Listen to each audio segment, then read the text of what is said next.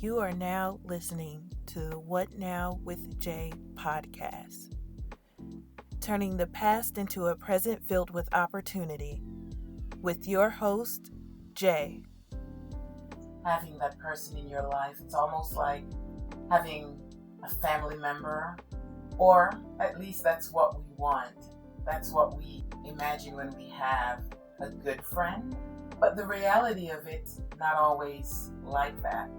You have people around you that pretend to be your friends.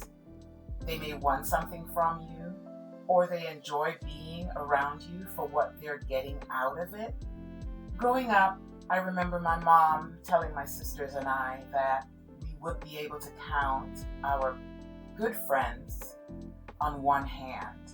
We didn't quite understand what she meant, but as I got older, I now realize exactly what she meant by that.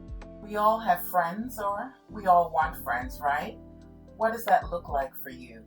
Do we have wonderful friendships? We have those type of friendships where you don't trust each other. Maybe your friends are jealous of you. They pretend to be your friends when they want something. So, in this episode, let's talk about the meaning of true friendship.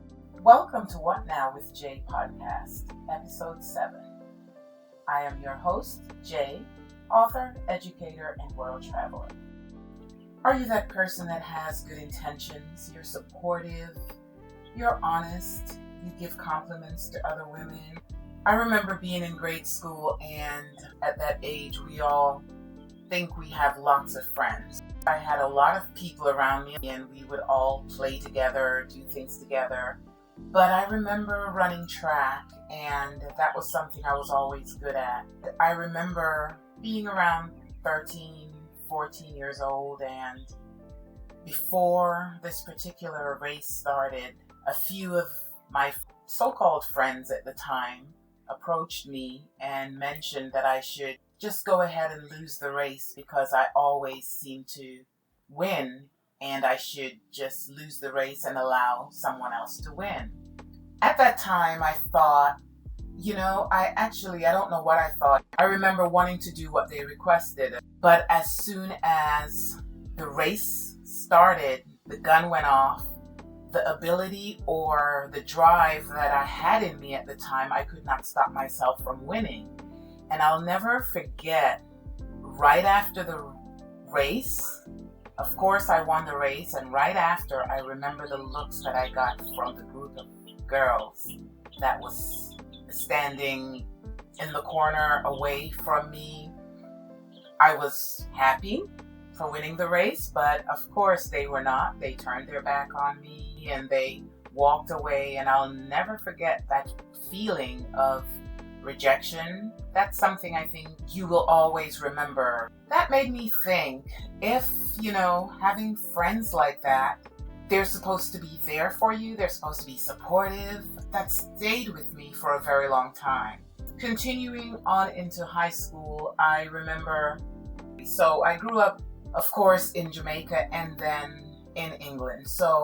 And I remember even in high school in England, I went through the same thing. It was always about something that, whether you're good at something, whether it would be your grades or whether it's a sporting event or something, those people that stated that they were your friends were never your friends, or didn't act like they were your friends when something good happened for you. I didn't get the full understanding of that until much later. We use the term friends. She's my friend. She's my friend. He is my friend. They're my friends.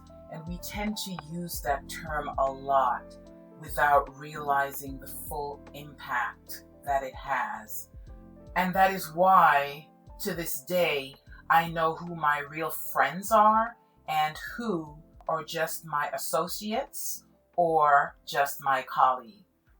I try to remain authentic to myself and who I am, and I try very hard to treat people the way I'd like to be treated. I do know that I am not perfect. I don't think any of us are. I do make mistakes as well, and maybe some of my associates or colleagues may have to say about my not treating them as a friend. So, I have to look within myself and realize that all I can do is treat others the way I would like to be treated. And I think that's necessary for all of us. We have all had some difficulty establishing or maintaining friendships for one reason or another. It took me a while to understand that not everyone in your circle is a friend. Losing a friend, or should I say, breaking up with a friend, is difficult. I don't think we all look into that as serious as it should be, because when we break up with someone romantically, it's heartbreaking and we go through a lot. But I think the same can be said when you have someone in your life that is a friend or you thought was a friend and you go through a breakup. I think you go through the same emotions. You miss that person. You miss sharing certain things with that person. You miss having those fun laughter, whatever it is that you shared, that bond with someone. So it is like going through a breakup, but with a friend. I remember my grandmother saying that there are 3 types of friendship. All 3 of them are important in their own way. Have a tree friend. How should I say it? It's like your friendship is like a tree. That's how she based it. And she said you have those friends that are like a leaf, and then you have those friends that are branches or a branch, and then you have the root friends.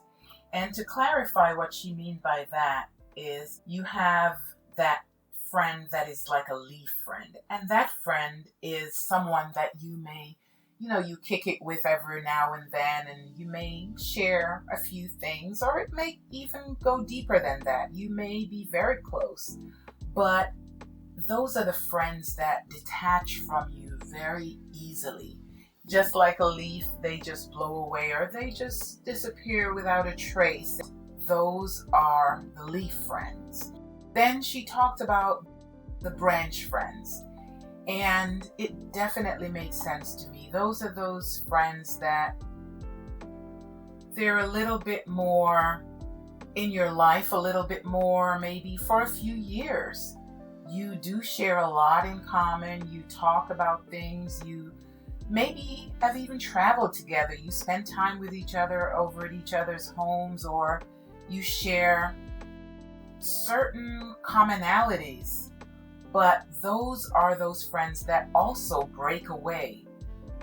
And you may not see them for years, or you may see them in passing, but you don't really have that much in common anymore. And I think those are those friends that we all have. And when you think about it, they are seasonal friends. They are there for a season. They provided a purpose at that time, and there isn't anything wrong with that.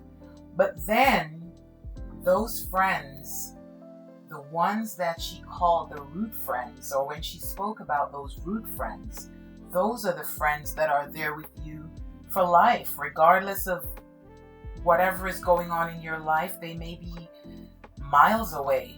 They may be in another country, but those friends are there for you regardless. They're the ones that's going to tell you about yourself, whether you want to know it or not. You may not like what they have to say, but you know that it's coming from a good place. They're the ones that keep you grounded. And now that I'm an adult and have a couple of those root friends of my own, is when I really realize, yeah, grandma knew exactly what she was talking about. And we all tend to think when older people are talking that, oh gosh, what are they talking about? But in reality, they are wise. They know exactly what they're talking about, because I see now as an adult that, wow, this does make a lot of sense. Real friends are loyal, and they encourage you to live your life and be happy. Your real friends are never envious of you. They encourage you. Friendships are relationships that should be treasured and nurtured. Having someone in your life like that values the true meaning of friendship is priceless. And hopefully you all can relate to this topic. Like the podcast so far? Be sure to download and share this episode with a friend. Also, make sure you stop by and say hi. Tap that follow button on Instagram at Montego_JAE. Now back to the episode. At this part of the show is where I leave you with a quote. True friendship resists time, distance, and silence. Isabel Allende. I would love to hear what friendship means to you and your thoughts about today's episode. As always, please leave your comments or questions on Instagram at Montego_J.